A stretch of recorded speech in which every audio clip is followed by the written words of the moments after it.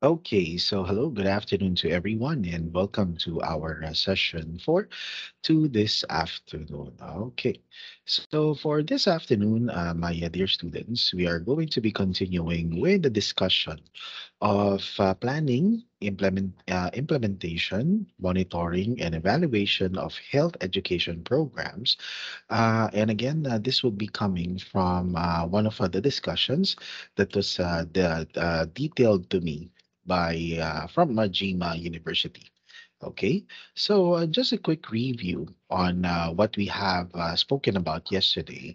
We are going to be looking into already. Okay, so in the focusing on the implementation of health education programs. Okay, so as we have talked about planning, assessing, assessment, and organizing. Okay, your health education program. This time, what we are going to be focusing on would be the idea of um, implementing on the plan. So again, this time we are going to be working on the plan. Wherein the following questions should be able to be answered. Okay, wherein you should be able to say when should you start, and when should you complete this program?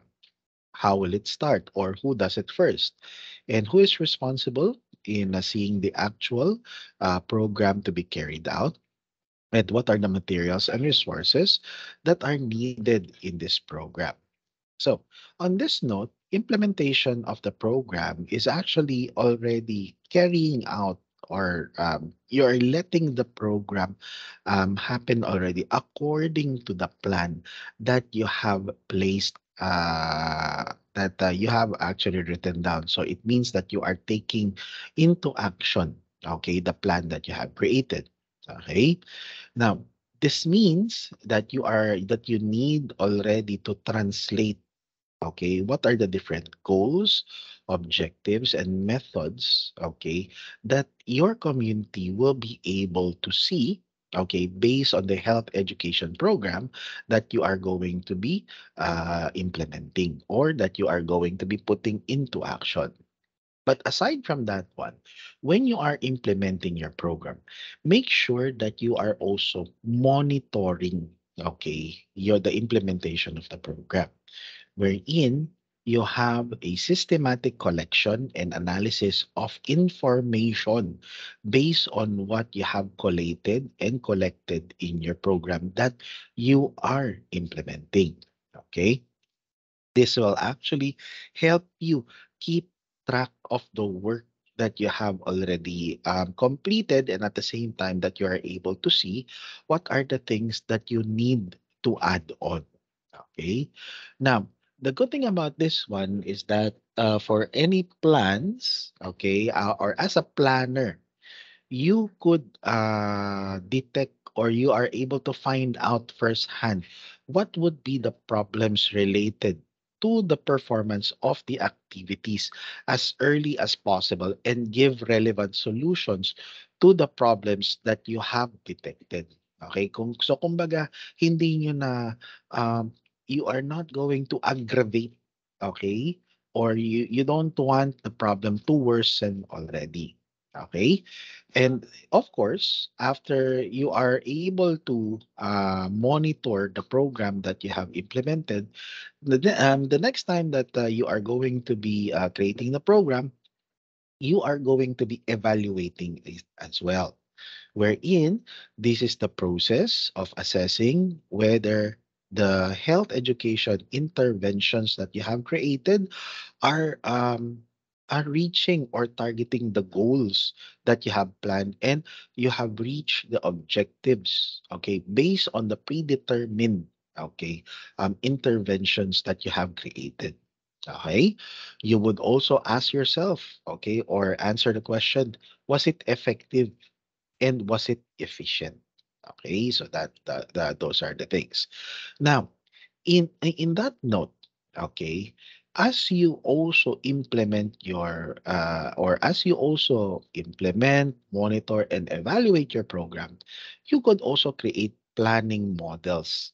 Okay, wherein this could be held in many positions, wherein you are able to promote how are you able to do or how are you going to be implementing your programs to which you are able to see the benefits. Okay. Now, when you are going to be using models, okay, make sure that you are able to precede. It means na meron pong sinusundan and proceed, okay, with a program that is viable for you or it could be worked on.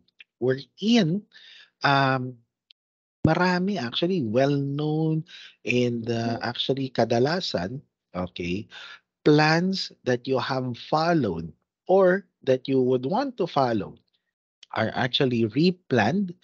They are implemented, evaluated, and re-evaluated. Okay, based on the health education and promotion programs that you have created. And basically, this was actually developed by Lawrence Green in the 1980s.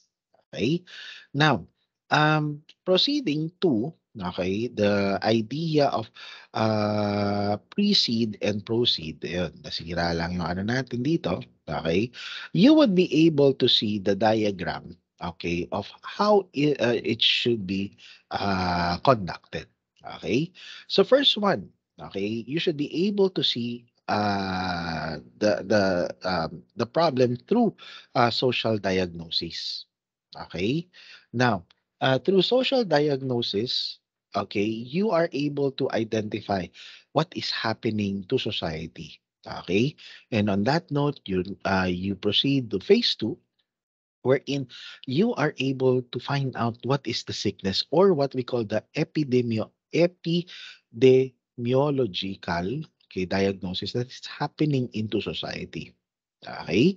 After that, okay, you are able to see what is the behavior and the environmental diagnosis or what happens to around or to the surroundings. Okay. And you could also find out what happens to the ecology. Okay, both to the humans and to the plants and to the other surroundings. Okay. Then after that, phase five, you are able to see what happens to the administrative and policy diagnosis. It means that what will happen if you do a certain policy or a certain law or a certain tribute, okay, to a certain ecological or shall we say sickness that is happening. Okay. Now, once you have already identified, okay, all of these, then you can start to implement. That is phase six. After implementing, okay, you could start also monitoring and evaluating what is happening, okay, to the program that you have created based on the diagnoses that you have made. And you could also find out what could be the impact, okay, or what would be the effect, okay, and later on, what would be the outcome if ever that this would happen to everyone. Okay, now in pre-seed, we have to look into five phases, five phase planning that we have to look into. We have the social, okay, epidemiological, okay, behavioral and environmental, educational and organizational, and administrative and policy diagnosis. Okay, so phase one, okay, social diagnosis. Okay, you are looking into the quality of life, okay, of the people, wherein you seek to subjectively define the quality of life that includes problems and priorities of individual or a certain population. Mainly, you are looking into the needs, okay, wherein you are able to identify social problem that impact the quality of life. Okay, in this manner, you are able to identify health issues from people's point of view. Okay? Kasi po, in to that case, okay, you are able to also now identify health problems, which is we are looking into the epidemio sorry, epidemiological diagnosis. Okay? So as you determine the health issues, okay, so dito, no, as you determine the social problems or the quality of life of people, then you are able now to determine the health issues associated with the quality of life. Siyempre, kung sila po ay mahirap, ano po yung quality of life na meron sila and ano po yung ano po yung sickness na nagkakaroon po sila or health issues nagkakaroon sila. Like for example, gaano po kataas ang tawag dito, ang namamatay. Okay, morbidity. Okay, mortality, ilan po ang namamatay? Risk factors, ano yung cause, okay, na dangerous? Ilan yung disabled? Marami ba yung incidences? At marami ba yung precursor na diseases na nangyayari? Okay? Now, the objective of this data or if this diagnosis is when it is gathered, usually comes from sources or data that has been collected through different types of health agencies or services wherein we are creating priorities among problems or list of problems. Okay? Third one would be behavioral and non-behavioral diagnosis. Okay? Ito po yung effects na nangyayari sa behavior ng isang tao based on the health problems. Okay? That is encountered. Okay? Which it is linked to. Okay? It is linked to phase number two na kung saan ano yung pwedeng mangyari sa tao. Okay, kapag meron silang health issues like for example, okay, sabihin na natin sa isang community, okay, sa isang mataas po ang rate po ng COVID-19. So ano yung pwedeng mangyari? Ano yung pwedeng maging anong tawag dito? Behavioral structure that could happen to them. And ano yung pwedeng non-behavioral structure na effects na pwedeng nilang gawin. Okay? Now, basing on those, okay, basing on those, um, we could now, okay, see the movement of the people and how would they be organizing themselves. And that includes, of course, the children. So, once we reach phase four, okay, educational and organizational diagnosis, okay, is referred as identifying casual factors, okay, wherein we could be able to see the change that are innate and sustain the process of behavioral and environmental changes that could happen. Pag sinabi natin educational diagnosis, okay, dito po tayo, ano, we are actually predisposing the factors of individuals in a certain community through knowledge, attitudes, and beliefs. Ano yung alam nila. Okay, ano yung, ang tawag dito, ano yung approach ng alam nila and ano yung paniniwala nila do'n, okay? Enabling factors, okay, like for example, their money, resource, time, accessibility, availability, okay? Makikinig ba sila? Para sa kanila po ba, kikita sila dito? Meron ba silang makukuha? Hindi ba masasayang kanilang oras? And magagamit pa nila 'to later on. And reinforcing factors. Meron bang peer pressure or ang mga supportive po ba yung mga nakapaligid, okay? Now, organizational diagnosis is to be able to review the organizational objective and focuses on area that facilitates changes. For example, your facility or your office will be able to see what is going needs to be changed and what needs to be continued based on the diagnosis that has been given to you. Okay? And once we have identified that, then we can move to phase number five, administrative and policy diagnosis, wherein we are actually focusing on the administrative and organizational concerns which must be addressed prior to program implementation. Ibig sabihin, kung yung isang organization at kanilang mga procedures ay hindi na masunod dahil po sa nangyayari. Again, katulad nitong pandemic, okay, marami po na bagong administrative policy, hindi na sa gobyerno, pati sa lahat ng antas ng sosyalidad. Okay? So, ano yung kailangan baguhin? Ano yung kailangan ibahin? Ano yung kailangan i-sustain? Okay. So, ito yung mga bagay na kailangan po nating mai-focus, okey? Now, we are also going to be including, okay, assessment of resources, okay, budget development and allocation, okay? Will also include, okay, also include development of implementation timetable, okay, organization and coordination with others. Okay? Siyempre, marami na pong nabago dun sa policies and sa galaw ng tao. Then we also need to also identify what are the things that needs to be changed when it comes to, okay, things that we need through the implementation of what is happening in in the surroundings that we are in. Okay? And then the last one is to be able to analyze the policies, okay? Resources and circumstances, okay? Prevailing organizational situations that could hinder or facilitate the development of health program policy diagnosis. Okay?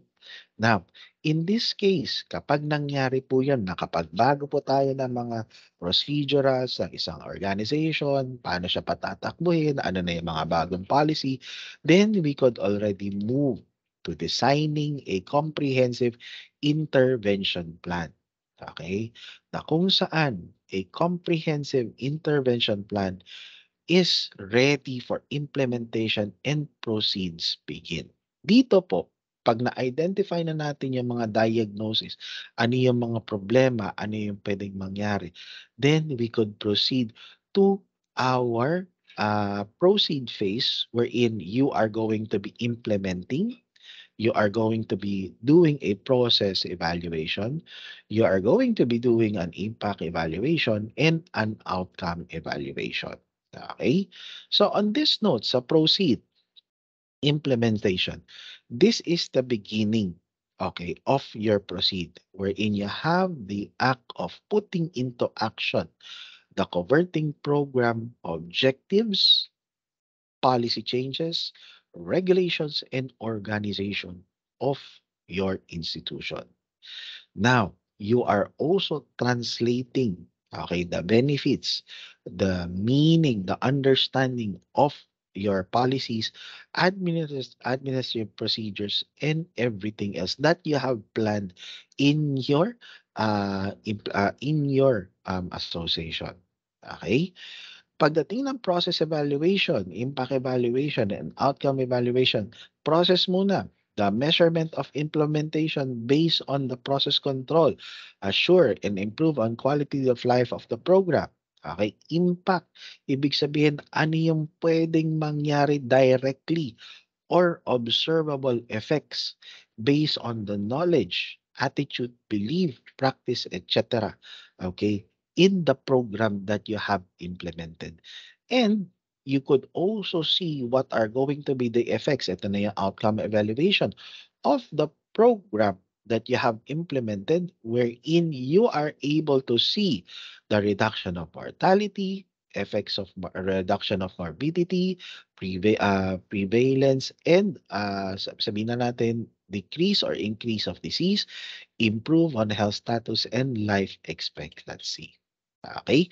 So basically, yun yung dinadala po ng pre-seed and proceed model when in your program wherein you are going to be creating. Because your public health, okay, ito po, no, means the creation of a good health education through a good policy regulation and organization, wherein you are able, your health education is able to predispose, reinforce, and enable, but with the guidance of the policies so that it could improve on the behavior and uplift the environmental changes, that would also improve the health for the betterment of the quality of life. Ayan. So mainly, if you are going to be planning an educational work or an educational health service program, make sure that you are going to be planning your work and make sure that you work on your plan. Okay? So there we go, my dear students. That is the end of the part wherein you are going to be implementing, implementing your health education program. Okay? Wala. Yes. So yan po yung chapter 7 natin. Ay, implementation, monitoring and evaluation of health education programs. Now, we are going to be proceeding with the last one that is going to be focusing on health services, which is going to be our main focus for this afternoon. And then after that, I am going to be addressing our task one and task number two for this afternoon that you are going to be focusing on. But before that, I'll be giving everyone first a quick 10 minute. Okay, 10-minute break, screen break po muna tayo. Maybe grab some water, okay? Or rest your eyes first. Or kung hindi pa po kayo nakakain, maybe get something to munch. And then after 10 minutes, we are going to be talking about nutrition assessment services. Okay? So, see you after 10 minutes.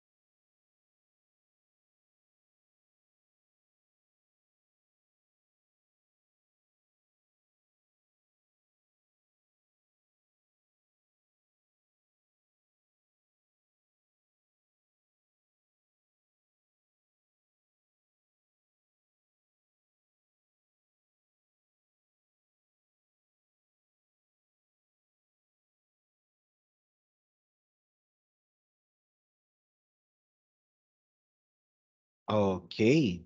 So that's it for our quick bio break and water break. So let us now proceed with the second part of our discussion for today. And this is actually the last part of what do you call this? Your weeks 3 and 4 reading material. And we are going to be focusing now on health services. Ito po to, health service, nutrition services. And when we talk about nutrition services, we are going to be actually looking into the healthy aging, okay, or the procedure of how do you get old based on the nutrition assessment, services, and programs that we are actually included on. Okay, so the first thing that we should be able to understand, or by the way, I would want to give credits to Cengage and Wadsworth. They're actually partners in the food industry or nutritionists who are looking into to focus into the probable what do you call this improvements of the way of life. Okay, based on the U.S. dietary or what we call the Food and Drug Administration in the U.S. Okay, so let us start with the demographic trends of aging and aging. So, the first thing that we need to remember is that Americans are living longer than ever before. Okay, because this is actually based on the good nutrition. Um, Good nutrition can retard and ease the aging process in many significant ways. Now, the proportion of elderly is also increasing dramatically. Ibig sabihin, tumataas po yung yung number of aging people or elderly in these times. Now, aside from that one is that the healthcare system demands in the increase, okay, of the well-being of individuals. Okay, saglit lang po, no?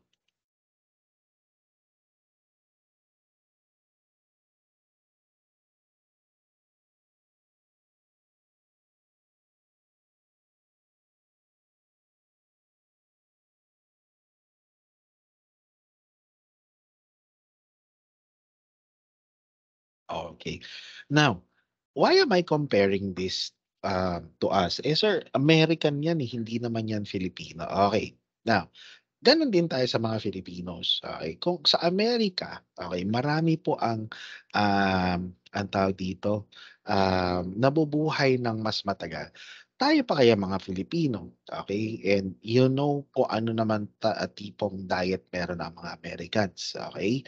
Ngayon sa atin po, okey, it's a what we call, it's only a better good half, okey, or a better percentage wherein a lot of Filipinos are are living longer. Bakit po? Marami po sa kanila or marami po sa atin, okay, ang actually nagiging health conscious na.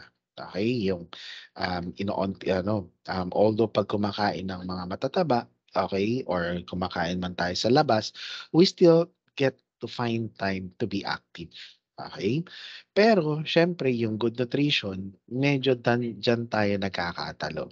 Okay? Kasi hindi ho natin maiwasan na meron at meron talagang tawag dito, pagkakataon na hindi po tayo nakakain ng maayos. Now, of course, yung proportion ng elderly natin, okay, although kumokonti, okay, pero yung mortality naman nila, okay, medyo mas matagal.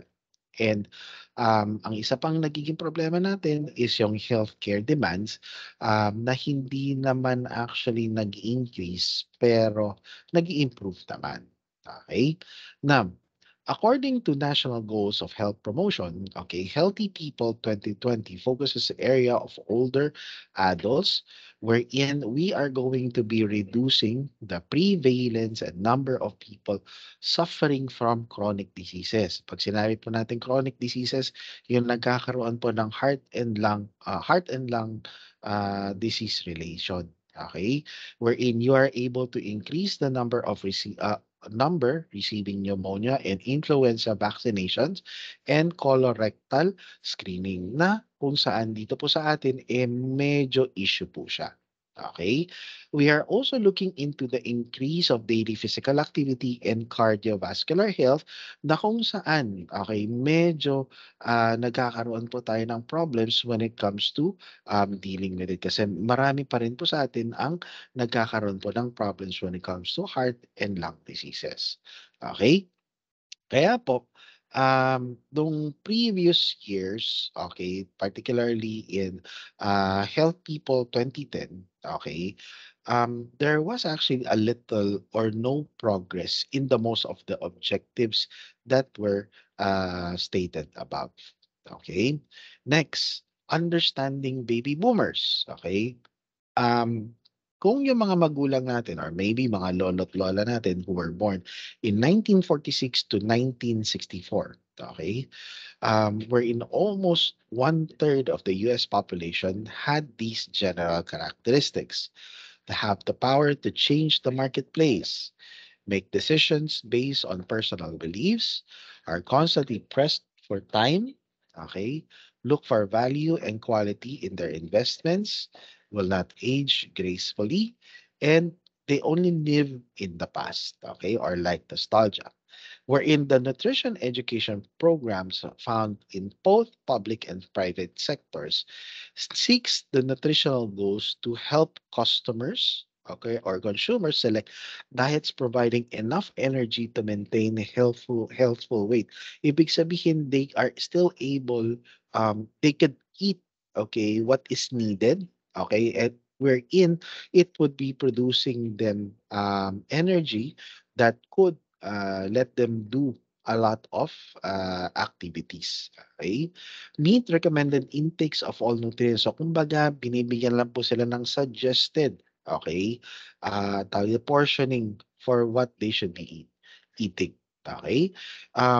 Promote, okay, the idea of low in solids and trans fat, added sugars, sodium, cholesterol, and alcohol. So, bababa na. And to be able to eat adequate, okay, whole grain and fiber. Okay, hangga't maaari mas madami pong ang tawag dito, mas marami pong grains and fiber na kakainin. Okay? Now, for the public program, okay, rinomote po sa Amerika yung Expanded Food and Nutrition Program. Dito po sa Pilipinas, yung Pinggang Pinoy. The FDA or yung Food and Drug Administration and the USDA or the US Dietary Agency uh, promoted the public education campaign of food labels and food safety. So doon po pumapasok yung suggested, okay, nutritional value for what they purchase. Okay? Family nutrition program dito po sa Pilipinas, we have the Pinggang Pinoy, the National Cholesterol Education Program. Basically, yan yung Heart Smart dito po sa atin. DASH, okay, we're in the high blood pressure education program. If I'm not mistaken, yan po yung Lakad Pinoy, okay, para sa dito po sa Lakad Pinoy para sa Maliksing Puso, I think, program. The promotion of fruits and veggies, okay, and the Woman Challenge, okay, yung woman's health. Okay. Now, health promotion programs, okay, these would actually be classified under four main areas. We are looking into what are the policies, what are the different screenings that would be involved, okay, in this type of the program or promotion program that was created. What are the different information and activities that will be created, and what are or who are the facilities and services and assigned people who are going to be involved in this program. Okay. Now, the objective of this type of the program is to be able to address the need of the community. Okay? That's why sa kanila po, they have this primary nutrition related, okay, problems of aging, wherein they were able to identify functional capacity declines in almost every organ system, changes in absorption of nutrients, identify different types of chronic diseases, especially yung continuous, and what would be the physiological, psychological, environmental, and socio-economic factors affecting these nutrition-related problems to aging. Okay? Now, the Academy Nutrition Policy, okay, made recommendations for health promotions for older adults, wherein maraming recommendations na connected, uh, or actually maraming recommendations were made based on the related value of nutrition services that could be offered. Okay. They also created strategies to improve care and broaden access to nutrition services for older adults, which are going to be supported. Okay. Recommended that nutrition services and nutrition counseling and education will be included throughout healthcare services. So basically, lahat po ito ginawa po ng FDA and USDA na kung saan they evaluated, okay, the nutritional status and identified what are the causes. First one is malnutrition, wherein they are able to identify, okay, the factors of poverty, living alone, and taking in medications interfering with nutrient absorption. Okay? Daily activities. Ano yan? Increasing difficulty with daily activities. Like for example, activities of daily living or ADLs, self-care functions. Okay? Hindi na nga sila makakain ng maayos. And sa ganung point, hindi nila, they cannot take care of themselves. Okay? They also have instrumental activities or daily living wherein it requires a higher level of functioning. Okay?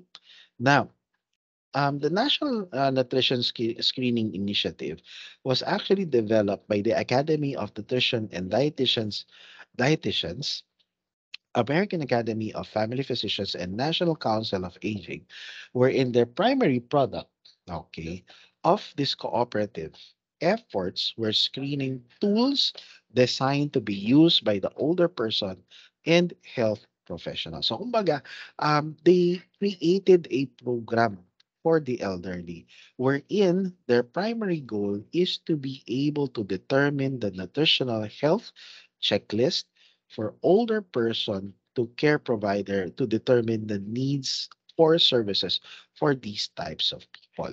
Ayan. So, yan po yung create nila. And basically, it is a screening program that was created for the older people for them to be able to understand the importance of having a good nutritional program. Okay? And in that note, it had identified that risk, okay, would be followed up to more in-depth screening and assessment for nutritional status. Na kung saan, okay, they were actually identified by gaining this information through anthropometric measures, okay? Ito po yung pagkuha ng BMI, ng ang tawag dito ng body composition front, side, and back. Okay? Clinical assessments na kung saan um, uh, pinakuhanan po sila ng mga clinical values like what would be their blood pressure, yung blood count, yung cholesterol level, yung sodium level, etc. Biochemical assessment, what their movement, okay, based on what they're eating. Dietary assessment, ano yung kinakain nila. Functional assessment, ano yung trabaho, ano yung daily activities. Medication assessment, if they are taking any medications or any supplements. And social assessment would be what would be their after, okay, activities. For a while po, Okay.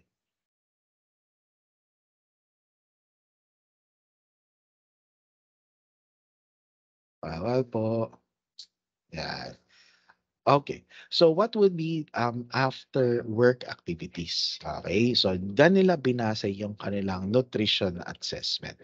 Okay.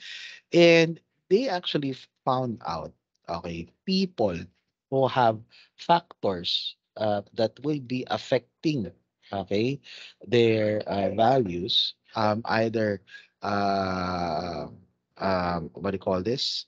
It could be identified to inappropriate food intake, poverty, social isolation, okay, dependency or disability, acute or chronic diseases and conditions, chronic medication use, and advanced age of maybe old on the maybe 80 years old and above. So basically, these were okay the indicators, okay, from the factors or risk factors that was given.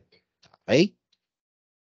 Now, on that note, okay, they were after uh what do you call this? Evaluating these factors, okay, from the different individuals identified after, okay, the problem that was being collated and the objective of the program that has been created. They were able to formulate a home and community days program, okay, and services that could be implemented to these individuals. Okay. And on that note, the General Assistance Program, okay, was created to be able to provide a nutritional program based on the USDA and the DHSS, or what we call the Older American Act Nutrition Program. Okay. We also have the private sector nutrition assistance program that could be implemented not just for older people, but later on was also implemented to certain individuals or groups, wherein the nutrition education and the health promotion programs was first instituted to the older population. Now, looking ahead for the successful aging, they were able to educate, okay, older people or older population to prepare for old age early in life. Not just the older people, but also for middle age population to be prepared for their old age early in life. Okay. Learn to reach out to others, okay, especially to forestall loneliness. Okay, so have a more sociable life. Okay, develop skills or activities that can continue in later years or that put them into an active life.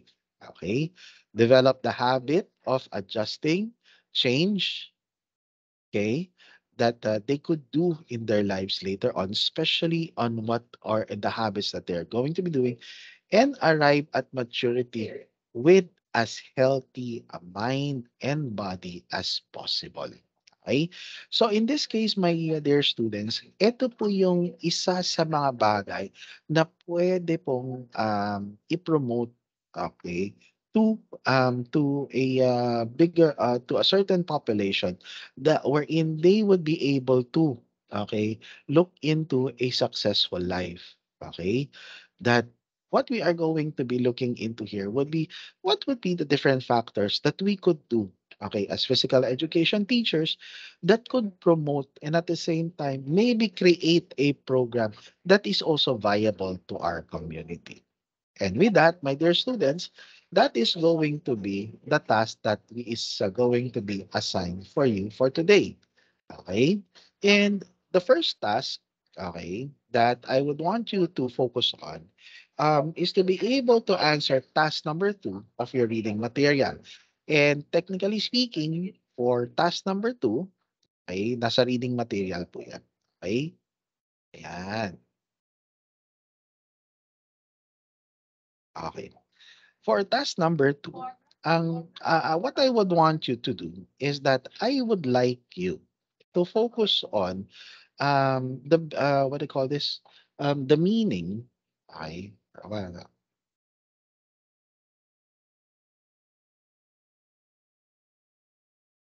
okay. So what I would want you to look into for task number 2 is to recall. the previous experiences. Maybe when you were in a junior high school or in a senior high school, wherein what I would want you to describe would be the components of narrating what you have learned, subjects that you have taken, or simply any experience related to the topics. Like for example, nung high school po ninyo, ano po yung natatandaan po ninyo sa health education class niyo? Kung meron po kayo, ano yung programs na pinag-aralan po ninyo na pinag-aralan na inintroduce sa inyo ng either ng teacher or ng social worker? Ganon din sa physical education. Ano yung natatandaan na itinuro sa inyo ng physical education teacher ninyo? Okay? Maybe it's a certain nutritional program or maybe a sports program. Ganon din sa nutrition services. Baka meron po kayo na encounter. Sabihin natin na sabihin natin nagtatrabaho sa health center. Okay? Or meron po kayo nakilalang doktor or nurse na nag-promote po sa inyo ng healthcare system. Okay? So yun po yung task number one. Ito po yun ha. Ito po yung sasagutan ninyo. So basically, I would just like you to answer it. Okay, dito po sa form na to that is posted in your Google Classroom. Okay, and then submit it in this assignments tab. Okay. Now, for task number two, okay, what you are going to do is that once you have finished going through the experiences and reading your sources contained in this module, I would like you to create, okay, a school created, okay, or a school coordinated, okay, a school coordinated health program for your institution. Okay, yung inyong institution, yung inyong eskwela. Now, I would like you to take note in writing conditions and expectations wherein I would like you to create a school coordinated program for your institution, giving one for each. Okay? For example, sa PE, okay, participating in a regular physical activity. Sa health education, the importance of hand washing. Nutrition, show the importance of the Pinggang Pinoy, and to sa health services about sex education seminar. So basically, I would like you to think of a program that you would want to plan and implement in your institution. Okay, so I have given you an example. So basically, I would like you to design an effective infographic that will promote these health programs wherein everyone will be able to benefit. So, pwede pong sama-sama po yung PE sa health education, sa nutrition, and sa health services sa isang infographic. Okay? Now, um, you could use reading material number two and number three as your guidelines or references in the program that you are creating. And then, once you have created your infographic, just send it to this what do you call this tab here or assignments tab here. Okay, so mainly, my dear students, yun po. Okay, and that is our task, and that is going to be our discussion for this afternoon and task for this afternoon. I hope that you were able to learn something for this afternoon, and I hope that you're able to do, okay, or have a good example on what we are going to be working on in the future. So, with that, thank you very much for listening in to this afternoon's discussion, and I'll see you later on. Have a great day, everyone, and see you next Monday.